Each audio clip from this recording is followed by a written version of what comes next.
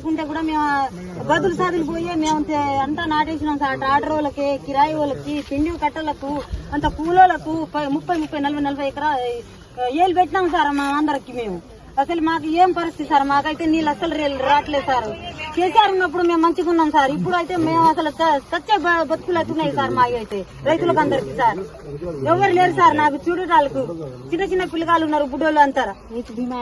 మాకు రైతు బంధు కూడా రావట్లేదు సార్, మాకు రుణమాఫీ కూడా చేయలేదు సార్. నాకు అంటే ఓట్లు వేసినాం సార్, ఏ ఓట్లు అంత కావాలంటే ఏ ఓట్లు వేసినాం సార్.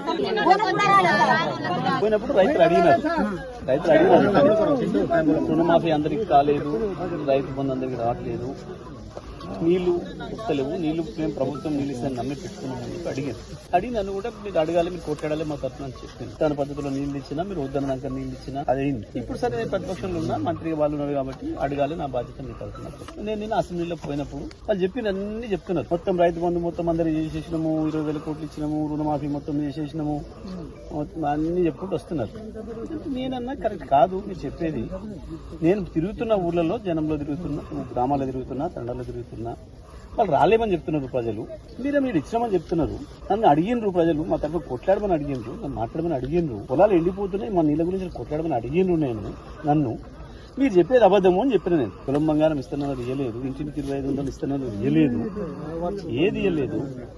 ఇవ్వకుండా అన్ని ఇచ్చినాం రాసిస్తే ఎట్లా అని చెప్పేసి నేను మాట్లాడుతుంటే సస్పెండ్ చేసిన నన్ను. నేను చెప్తున్నాడు అని చెప్పి నేను చెప్పిన, నన్ను సస్పెండ్ చేసినా నేను భయపడేది లేదు, మళ్ళీ ఆడికే పోతా, గదే రైతుల కాడికి పోతా, గదే పొలాల కాడికి పోతా అని చెప్పి వచ్చిన. కొట్లాడదాం, మళ్ళీ కూడా కొట్లాడదాం. సార్ కూడా, కేసీఆర్ సార్ కూడా ఉన్నాడు, కొట్లాడడానికి సిద్ధంగా ఉన్నాం అందరం కూడా. నన్ను ఒక్కరిని పంపించినా మనల్ని కొట్లాడుతున్నారు, కేటీఆర్ సార్ మిగతా అందరూ కూడా. ఆడ కాకపోతే కాకపోతే కాడు. అందుకనే వచ్చిన నేను.